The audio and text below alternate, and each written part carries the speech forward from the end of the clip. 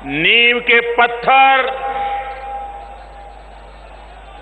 गांव गरीब किसान के लिए जीवन खपाने वाले आदरणीय कल्याण सिंह जी, प्रदेश भारतीय जनता पार्टी के अध्यक्ष श्रीमान लक्ष्मी नारायण वाजपेयी जी, बाबा योगी आदित्यनाथ जी, राष्ट्रीय महासचिव श्रीमान अमित भाई शाह, श्रीमान लालजी टंडन जी, श्रीमान ओम प्रकाश सिंह जी, भाई विनय कटियार जी, डॉक्टर रमापति जी, श्रीमान सूर्य प्रताप जी, मंच पर विराजमान भाजपा के सभी वरिष्ठ महानुभाव और विशाल संख्या में पधारे हुए मेरे प्यारे भाई और बहनों,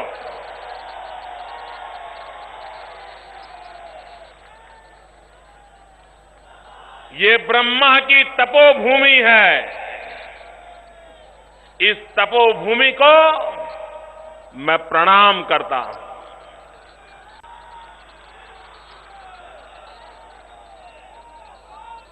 मेरे जीवन में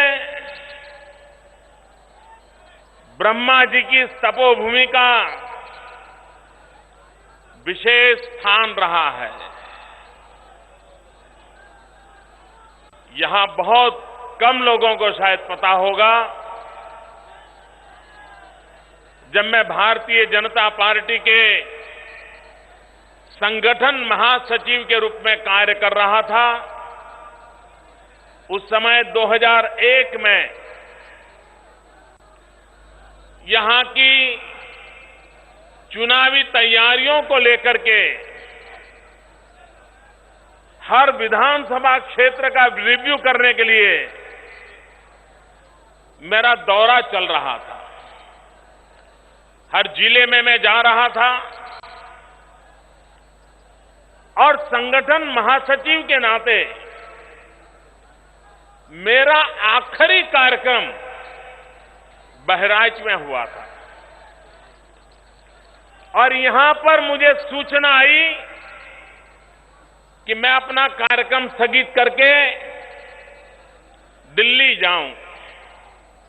मुझे पता नहीं था मेरा दौरा क्यों स्थगित किया गया। मैं दिल्ली गया, वहां और कामों में व्यस्त रहा, लेकिन अचानक बाद में मुझे सूचना मिली कि मुझे अब संगठन महासचिव का काम नहीं करना है। बहराइच संगठन महासचिव के नाते मेरा आखिरी कार्यक्रम हुआ और बाद में भारतीय जनता पार्टी ने मुझे मुख्यमंत्री का दायित्व दिया। मुझे गुजरात जाना पड़ा और एक नई जिम्मेवारी को मैंने प्रारंभ किया और एक प्रकार से संगठन महासचिव का आखिरी कार्यक्रम मेरा ब्रह्मा जी की तपोभूमि में हुआ था और इसलिए भी मेरे लिए इस स्थान का अत्यंत महत्व है और इसलिए भी मैं फिर एक बार इस तपोभूमि को प्रणाम करता हूं। भाइयों बहनों, मौसम बदल रहा है।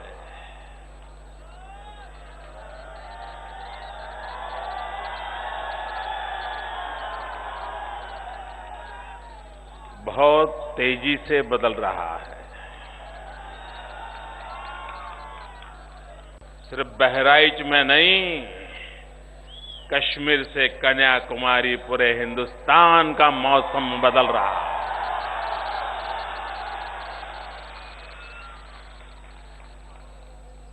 और जो लोग सत्ता के नशे में डूबे हुए हैं, जिनके लिए सत्ता एक मौज का साधन बन गया है, जिन्होंने सत्ता का उपयोग अपने सुख और ऐशाराम के लिए किया है, ऐसे सब लोगों को एक भारी संकट का एहसास हो गया है। मित्रों, इतना विरोध हमारा क्यों हो रहा है? इसलिए कि उनकी सत्ता जाने वाली है, इसलिए कि आने वाले चुनाव में उनके लिए पराजय निश्चित लिखा है। मित्रों, यही कारण नहीं है, लेकिन उनको पता है अगर अब की बार दिल्ली में भाजपा की सरकार बन गई तो इस देश को तबाह करने वाले, बर्बाद करने वाले हर किसी का ठिकाना कहां होगा, इसका उनको पता है। और मैं देशवासियों को विश्वास देता हूं, इस देश को तबाह करने का अधिकार किसी को नहीं दिया जा सकता। और जिस प्रकार से वोट बैंक की राजनीति की जा रही है, वोट बैंक की राजनीति के लिए जिस प्रकार की बयानबाजी की जा रही है, मैं उत्तर प्रदेश के सत्ता में बैठे हुए शहंशाहों को पूछना चाहता हूं, क्या कारण था आपने भारतीय जनता पार्टी को बदनाम करने के लिए हमारे 2 विधायकों को जेल में बंद कर दिया और आप कानून के सामने टिक नहीं पाए? और जब न्यायपालिका ने उनको छोड़ दिया तो दूसरे कानून लगा करके दोबारा अंदर कर दिया, उनको भी मुक्त कर दिया। मैं उत्तर प्रदेश के नागरिक भाइयों बहनों से कहना चाहता हूं, ये वोट बैंक की राजनीति के खातिर गुनहगारों को जेल में बंद करने की ताकत नहीं रखते, निर्दोष लोगों को जेल में बंद करने के हथकंडे कर रहे हैं। भाइयों बहनों, एक के बाद एक जिस प्रकार से घटनाएं घट रही हैं, ऐसा लगता है जो लोग मोदी को गुजरात में परास्त नहीं कर पाए,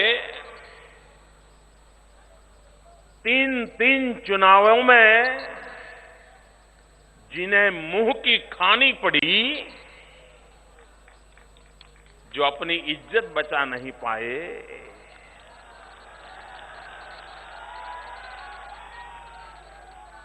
जिन्हें लगता है कि लोकतांत्रिक तरीके से तो भाजपा को अब रोका नहीं जा सकता, मोदी को रोका नहीं जा सकता, इन्होंने दूसरे तौर तरीके अपनाए हैं। कभी सीबीआई को पीछे लगा दो, कभी इंडियन मुजाहिदीन को खुली छूट दे दो,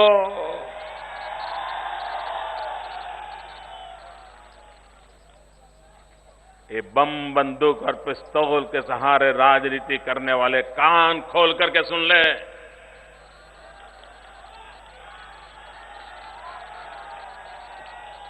हम दूसरी मिट्टी की पैदावार है।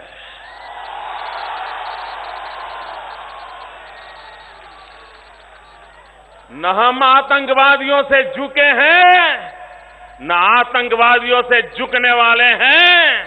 हम आतंकवादियों को झुका कर रहेंगे, जड़ मूल से साफ करके रहेंगे। निर्दोष नागरिकों पर जुल्म नहीं होना चाहिए। अगर हिम्मत है, लोकतांत्रिक तरीके से मुकाबला करो, जाओ जनता के बीच में जाओ। ये बुज़दिल की तरह पीठ पर वार कर रहे हो। और यह देश कभी भी आतताइयों के सामने झुका नहीं है। अरे ब्रिटिश सल्तनत ने कितने जुल्म किए थे, लेकिन उसके बावजूद भी यह देश सच्चाई के लिए लड़ता रहा है। आतंकवादियों की गोलियां हिंदुस्तान को उसकी यात्रा से रोक नहीं सकती है। यह देश आगे बढ़ने वाला है। यह देश विकास की नई ऊंचाइयों को पार करने वाला है। और भाइयों बहनों, मुझे तो लगता है अगले चुनाव में ये सपा, ये बसपा, ये कांग्रेस, इनकी तिकड़ी चुनाव के मैदान में नहीं आएगी। ये इनकी तिकड़ी चुनाव के मैदान में नहीं आएगी।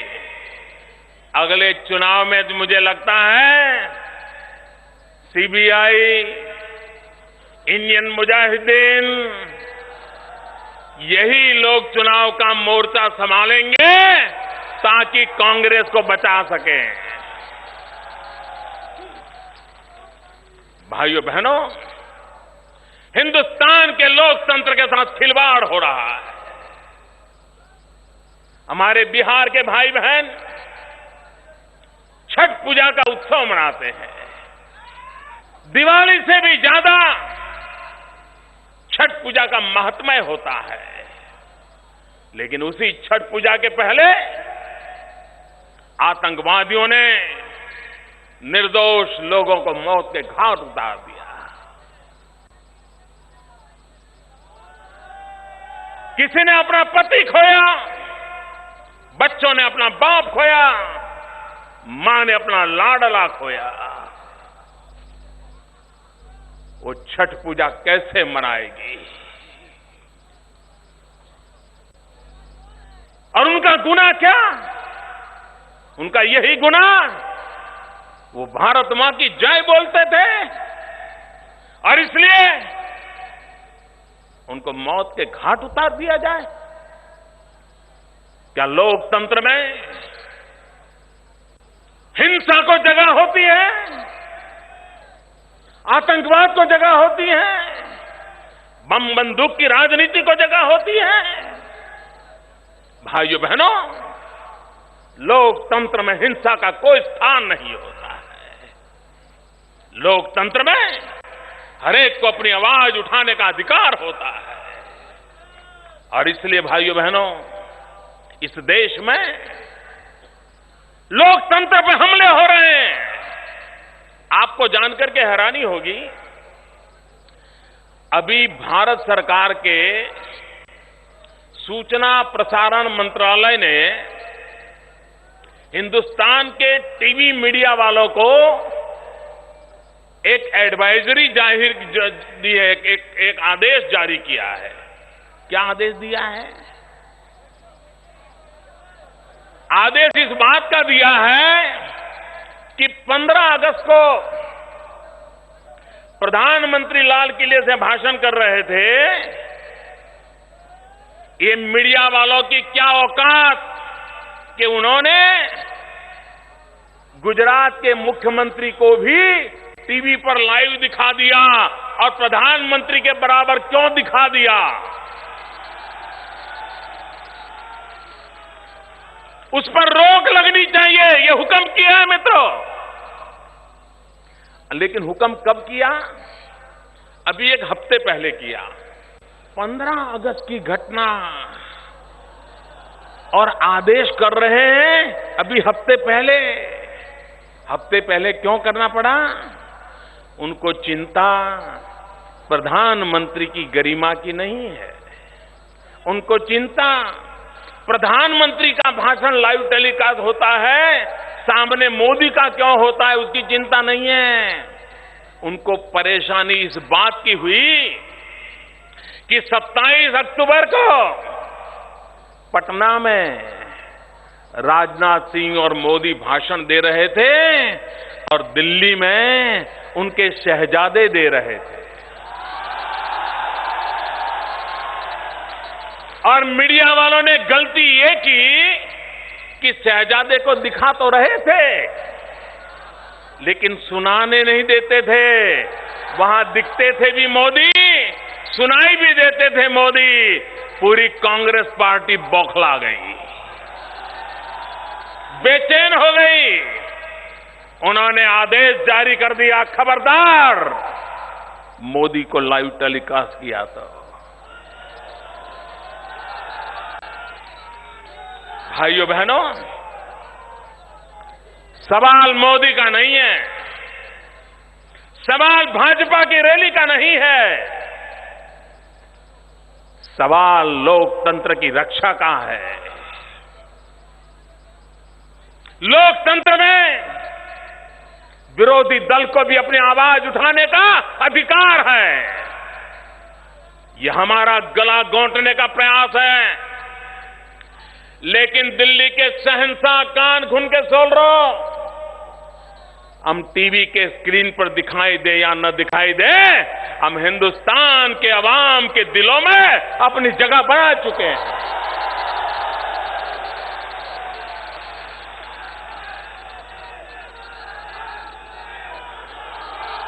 भाइयों बहनों,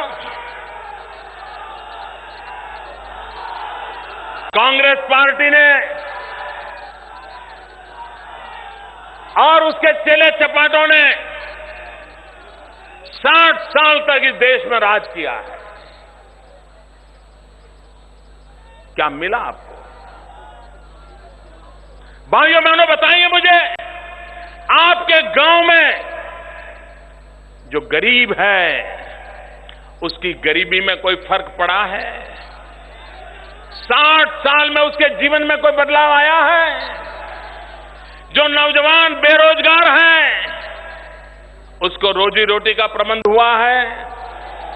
जिस खेत को पानी चाहिए उसे पानी मिला है? जिस बीमार को दवाई चाहिए दवाई मिली है? भाइयों बहनों, क्या इस देश पे राज करने वाले लोगों को इसका जवाब देना चाहिए कि नहीं देना चाहिए? इन्होंने जवाब देना चाहिए कि नहीं देना चाहिए? ये जवाब देते हैं, ऊपर से हम पर गाली गलौज कर रहे हैं, हम पर आरोप लगा रहे हैं। अरे राज आप कर रहे हो, सरकार आप चला रहे हो, शासन की बागडोर आपके हाथ में है, देश बर्बाद हो रहा है और जिम्मेवारी हम पे डाल रहे हो। ये कौन सा तरीका है? अरे जवाब दीजिए, आपने देश को जो वादे किए थे वो वादे पूरे क्यों नहीं किए? मैं तो हैरान हूं भाइयों, जिस राज्य ने 8 प्रधानमंत्री दिए और ये लखनऊ के 100 किलोमीटर रेडियस में कितने बड़े बड़े दिग्गज नेता है, कितने बड़े बड़े दिग्गज लोगों को चुन करके भेजा है, पूरे देश की भरडोर यहां की जनता के सुख के लिए वो क्या कुछ नहीं कर सकते हैं। सब कुछ कर सकते हैं मित्रों। मैं तो एक छोटे से राज्य का मुख्यमंत्री हूं, लेकिन अगर मन में ठान ली तो जनता की भलाई के 50 काम कर सकते हैं, वो क्यों नहीं करते? आपने उनको चुन करके बार बार भेजा है, हिंदुस्तान के तख्त नसीन पर बिठाया है। उनकी इच्छा के बिना सरकारें चलती नहीं है।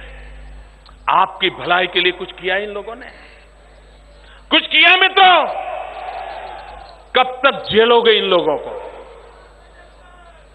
और इसलिए मैं कहने आया हूं भाइयों बहनों, बहुत हो चुका, अब इनका जाने का वक्त आ चुका है। देश 21वीं सदी में इन लोगों को झेलने के लिए तैयार नहीं है। भाइयों बहनों,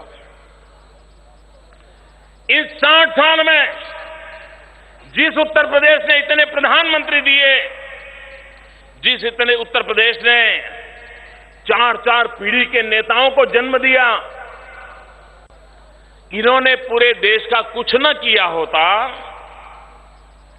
अकेले उत्तर प्रदेश की भलाई का काम किया होता ना, अकेले उत्तर प्रदेश का। मित्रों, अकेले उत्तर प्रदेश को कठिनाइयों से मुक्त किया होता, यहां पर व्यवस्थाएं खड़ी की होती, मित्रों मैं विश्वास से कहता हूं, अकेला उत्तर प्रदेश आगे बढ़ा होता ना, तो भी पूरा हिंदुस्तान अपने आप आगे बढ़ जाता। यह देश गरीब देशों की श्रृंखला में नहीं होता, लेकिन उनको तो सिवाय वोट बैंक की राजनीति करना और किसी काम में रुचि नहीं है। और इसी का परिणाम है मित्रों, उनको किसी काम में रुचि नहीं है। अगर उनको करना है तो वोट बैंक की राजनीति करने के लिए इंडियन मुजाहिदीन के अड्डे बनते चले जाएं, उनको उनका संरक्षण मिलता चला जाए, उनकी कुर्सी सलामत रहे, देश का नागरिक सलामत रहे या न रहे, इसकी उनको परवाह नहीं है। भाइयों बहनों, कभी कभी गुजरात की बात आती है तो ये सुनाते हैं, अरे भाई गुजरात तो पहले से ही डेवलप है, गुजरात की बात छोड़ा, ऐसा कहते हैं। मैं आपको बताता हूं, जब मैं गुजरात में मुख्यमंत्री बना तो शुरू में लोग मेरे पास क्या बात करके आते थे, जो भी मिलने आता था वो कहता था, मोदी जी कुछ तो करो, कम से कम शाम को खाना खाता समय तो बिजली दो, रात को भोजन करने समय तो बिजली दो। भाइयों बहनों, गुजरात में गांव में शाम को बिजली नहीं मिलती थी, मां बीमार हो पंखा नहीं चलता था, बच्चे की एग्जाम हो पढ़ना चाहता था, बिजली नहीं आती थी। हमने निर्णय किया, हमने कहा भाई, मैंने सरकारी हमारे अधिकारियों को बुलाया, हमने कहा भाई गांधीनगर में 24 घंटे बिजली मिलती है तो पूरे गुजरात के गांवों को क्यों नहीं मिलनी चाहिए।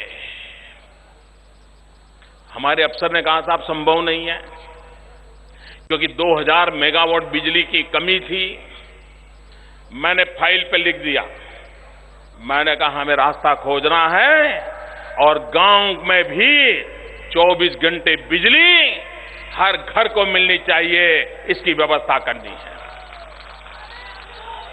जब विधानसभा में हमने इसका बयान दिया तो उस समय कांग्रेस के नेता, हमारे गुजरात के भूतपूर्व मुख्यमंत्री श्रीमान अमर सिंह चौधरी, जो विपक्ष के नेता थे, वो बाद में मुझे मिलने आए। उन्होंने कहा, मोदी जी आप नए हो, आपको शासन का अनुभव नहीं है, ये 24 घंटे बिजली का जो वादा किया है किसी ने आपको भ्रमित कर दिया है, आप फंस जाओगे, संभव नहीं है। मैंने उनसे कहा,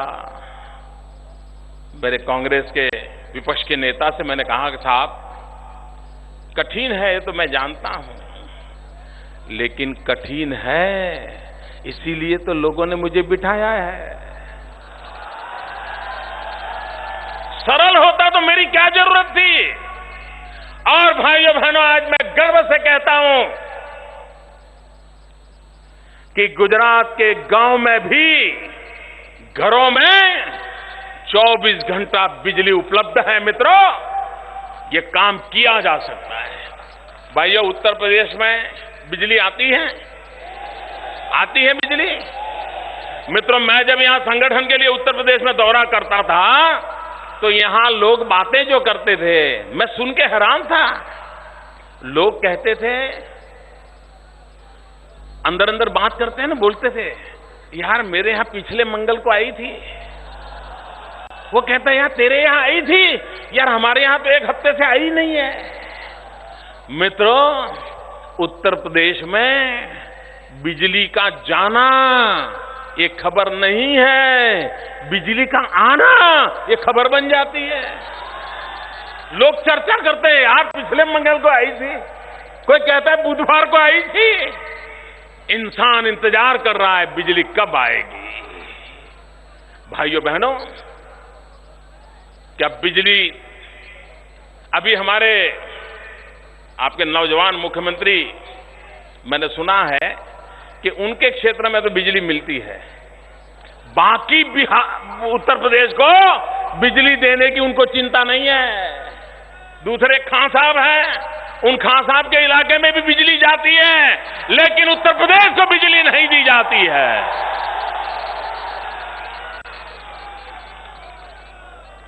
मित्रों, शासक वो होता है पहले जनता को पहुंचाए और बाद में बचे तो खुद के लिए उपयोग करे, वो शासक होता है।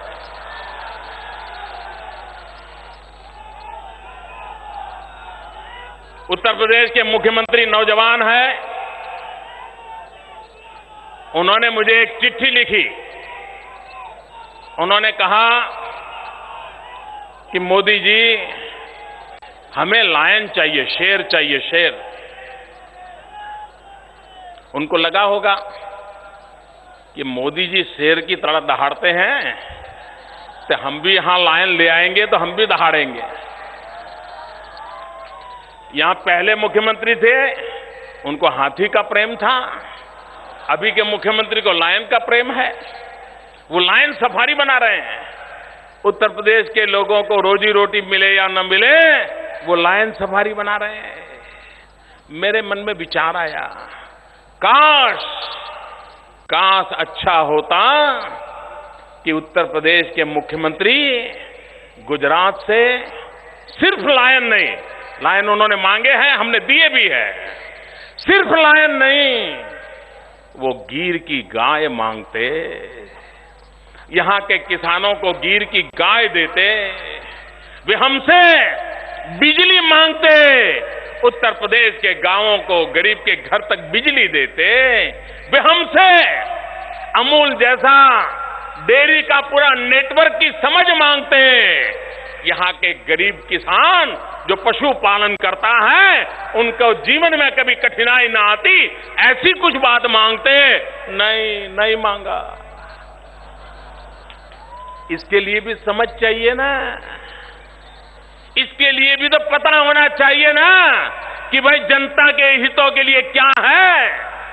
भाइयों बहनों, हिंदुस्तान के अंदर मैं देख रहा हूं, यहां दो दल ऐसे हैं, सपा और बसपा, इन दोनों के बराबर की स्पर्धा चलती है। और स्पर्धा किस बात की चलती है? उनके बीच में स्पर्धा इस बात की चलती है कि सबसे ज्यादा क्रिमिनल किसके खेमे में है। क्रिमिनलों को जमा करने की स्पर्धा चल रही है। इनके बीच में स्पर्धा चलती है कि तुमने 2000 करोड़ बनाए, हम 2500 करोड़ बनाएंगे। तूने 5000 करोड़ बनाए, हम 7000 करोड़ बनाएंगे। करप्शन की स्पर्धा चल रही है मित्रों। ये ऐसे दल हैं जिनको आपका भला कैसे हो, आपकी समस्याओं का समाधान कैसे हो, इसकी स्पर्धा करने की रुचि नहीं है। और इसलिए भाइयों बहनों, आप देखिए, सपा बसपा दोनों दिल्ली की सरकार को बचा रहे हैं, टिकाए रखे हैं। उनको पता है कि उनके समर्थन के बिना दिल्ली की सरकार नहीं चल सकती है। अगर इनकी इतनी ताकत है तो वो चाहें तो दिल्ली सरकार को झुका सकते हैं कि नहीं झुका सकते? भैया, झुका सकते हैं कि नहीं झुका सकते हैं? वे उत्तर प्रदेश की जनता के लिए रेल मांगे तो रेल मिल सकती है कि नहीं मिल सकती है? वे बहराइच के लिए एयरपोर्ट मांगे तो एयरपोर्ट चालू हो सकता है कि नहीं हो सकता है? वे बहराइच के लिए रेल मांगे, मिल सकती है नहीं मिल सकती? वो यहां गन्ने के किसानों के लिए दाम मांगे, मिल सकते हैं कि नहीं मिल सकते? वो यहां के नौजवानों के लिए रोजगार मांगे, मिल सकते हैं कि नहीं मिल सकते? लेकिन ये नहीं मांग रहे हैं।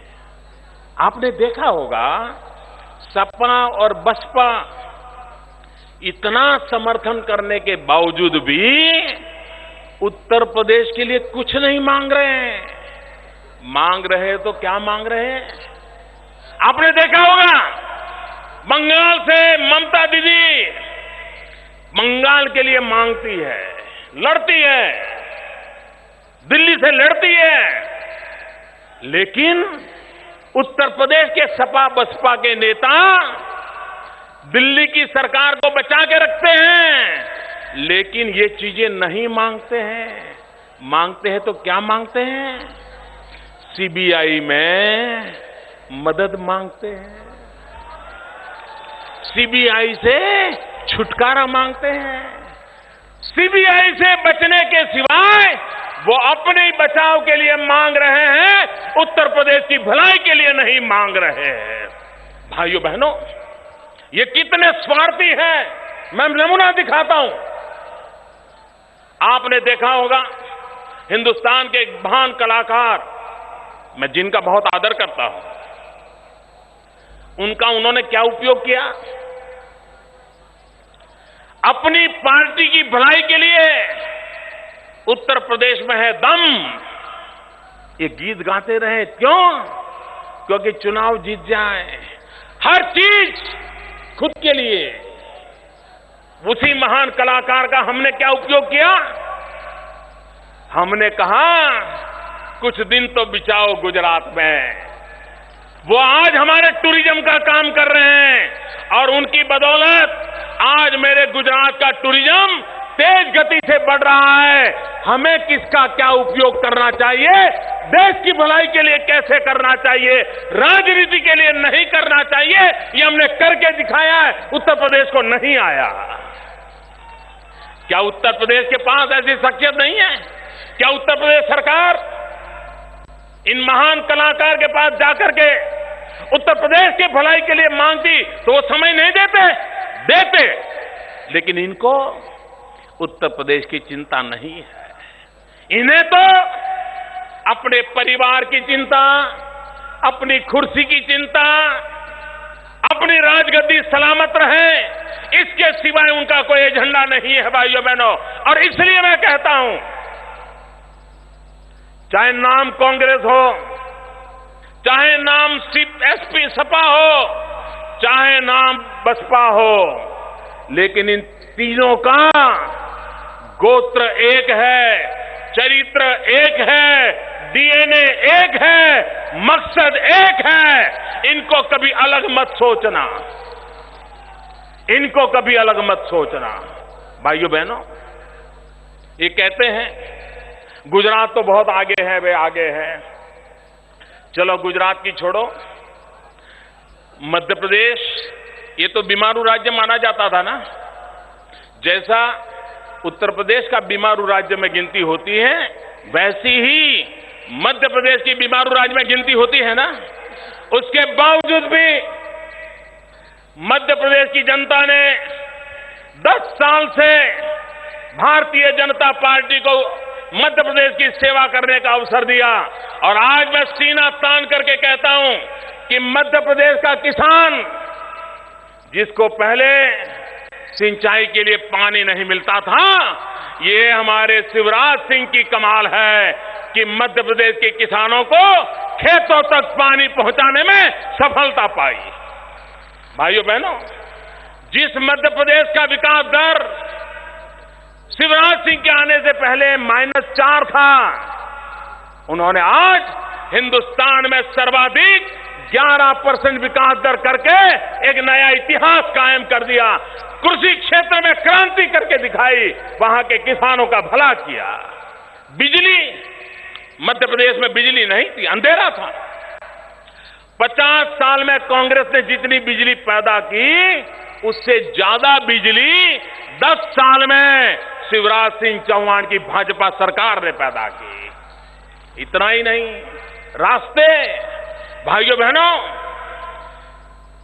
50 साल में मध्य प्रदेश में जितने रास्ते बने थे, उससे ज्यादा रास्ते 10 साल में भाजपा के शिवराज जी ने बना दिए। बीमारू राज्य बीमारू से बाहर निकाल दिया। क्या उत्तर प्रदेश नहीं निकल सकता भाइयों? उत्तर प्रदेश निकल सकता है। उत्तर प्रदेश कठिनाइयों से बाहर निकल सकता है। भाइयों बहनों, उत्तर प्रदेश में भी बहुत ताकत है।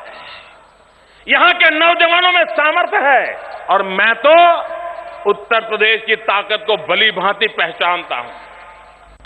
उत्तर प्रदेश का कोई जिला ऐसा नहीं होगा, कोई तहसील ऐसा नहीं होगा जिसके नौजवान मेरे गुजरात में न रहते हो। इतनी मेहनत करने वाले लोग हैं, इतनी ईमानदारी से काम करने वाले लोग हैं। ये जहां भी काम करते हैं, मिट्टी का सोना बना देते हैं। ये ताकत उत्तर प्रदेश के नौजवानों में है। अगर उत्तर प्रदेश से गुजरात आकर के गुजरात का भला कर सकते हैं, अगर उनको अवसर मिले नौजवानों को, तो उत्तर प्रदेश का भला हो सकता है कि नहीं हो सकता है? इसलिए भाइयों बहनों, हमारा मकसद है हमारे देश के नौजवानों को अवसर देना, हमारे देश के नौजवानों को ताकत देना। ईश्वर ने उसको 2 हाथ दिए हैं, उसको कौशल्य देना, हुनर देना, स्किल डेवलपमेंट करना। मेरे देश के नौजवान को रोजी रोटी के लिए भटकना न पड़े, ये व्यवस्था करनी पड़ेगी। भाइयों बहनों, आज मैं हैरान हूं, ये इंटरव्यू क्यों होते हैं भाई? गरीब बेटे को रोजगार मिलता है क्या? जब इंटरव्यू का कॉल आता है तो वो बेचारा खोजता है किसकी सिफारिश करे, किसी की पहचान ढूंढे, किसी नेताजी का कुर्ता पकड़े, किसी बाबू के घर जाके कोई मदद ले लें, तब जाकर के नौकरी का नंबर लगेगा। ऐसा होता कि नहीं होता है?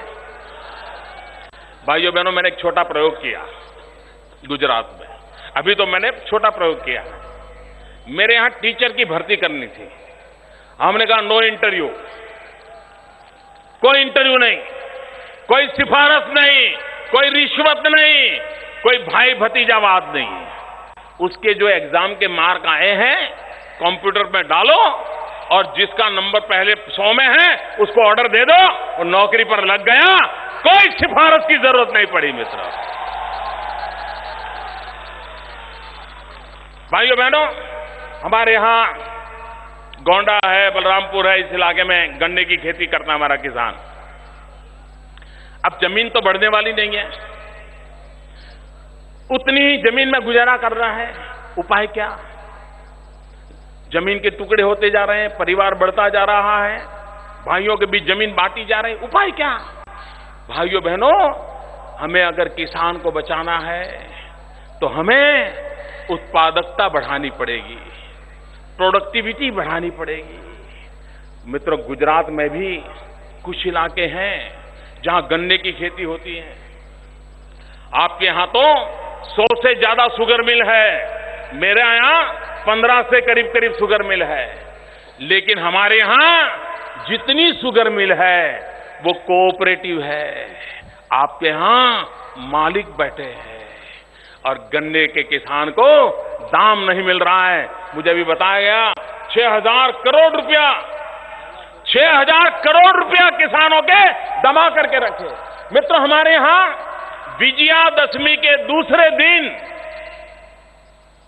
शुगर मिल अपना काम चालू कर देती है। मुझे यहां बताया गया दिवाली चली गई, अभी तक शुगर मिलें शुरू नहीं हुई है। मित्रों, ये हमारे किसानों के साथ जुल्म है कि नहीं है? क्या नियम नहीं बन सकते? इतना ही नहीं, उत्पादकता भी बढ़ सकती है। मित्रों, हमारे यहां पहले प्रति हेक्टर गन्ने की पैदावार कम थी।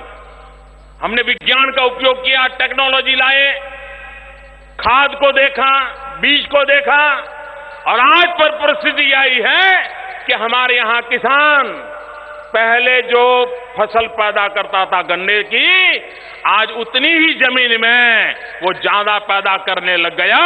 इतना ही नहीं, पहले उसके शुगर केन में से, उसके गन्ने में से शुगर कम निकलती थी, परसेंटेज कम निकलता था, उसके कारण उसको पूरे पैसे नहीं मिलते थे। मित्रों, हमें विज्ञान का उपयोग किया, गुजरात में जेनेटिक साइंस का उपयोग किया, और उसका परिणाम ये आया कि पहले हमारे यहां गन्ने में से जितना शुगर कंटेंट निकलता था, उससे ज्यादा शुगर कंटेंट निकलने लगा, और उसके कारण किसान को ज्यादा पैसा मिलने लगा, और उसके कारण आज मेरे यहां किसान सुख चैन की जिंदगी जीने लगा है। भाइयों बहनों, ये स्थिति उत्तर प्रदेश का भी गन्ना पैदा करने वाले किसान के लिए हो सकती है, लेकिन इसके लिए इरादा चाहिए। नौजवान को रोजगार मिल सकता है, किसान को दाम मिल सकता है, मां बहनों को सम्मान और सुरक्षा मिल सकती है, भारत के भविष्य को उज्जवल बनाया जा सकता है। भाइयों बहनों, आजकल पॉलिटिकल पंडित ये डिबेट कर रहे हैं,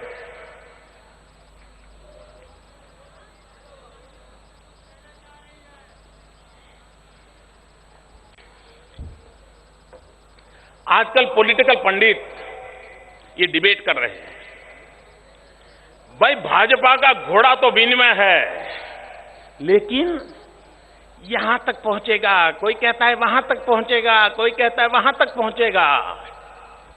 ये गिनती चल रही है ना, कोई 180 बोलता है, कोई 200 बोलता है, कोई 220 बोलता है। ऐसा सुना है ना आपने? सुना है ना? जो लोग राजनीतिक अस्थिरता के सवालिया निशान खड़े करते हैं, मेरे उत्तर प्रदेश के भाई, अगर उत्तर प्रदेश अकेला प्रगति करे तो पूरे हिंदुस्तान की गरीबी मिट सकती है। उसी प्रकार से अकेला उत्तर प्रदेश तय करे तो हिंदुस्तान में राजनीतिक स्थिर और मजबूत सरकार भी दे सकता है। और इसलिए हिंदुस्तान का भाग्य विजेता उत्तर प्रदेश है, हिंदुस्तान का भाग्य नियंता उत्तर प्रदेश है, राजनीतिक स्थिरता की ताकत भी उत्तर प्रदेश के पास है।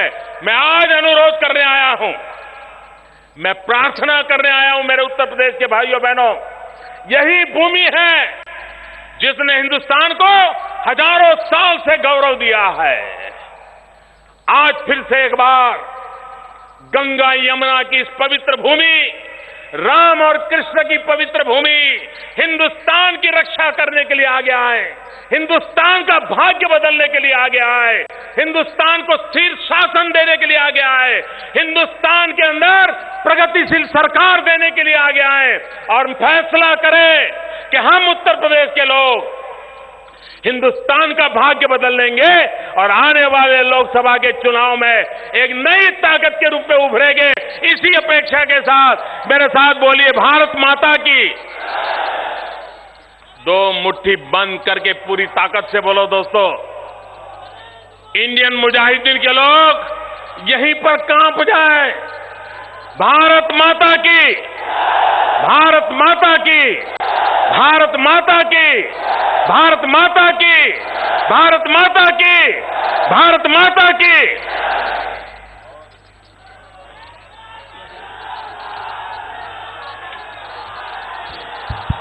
भाजपा के जिला अध्यक्ष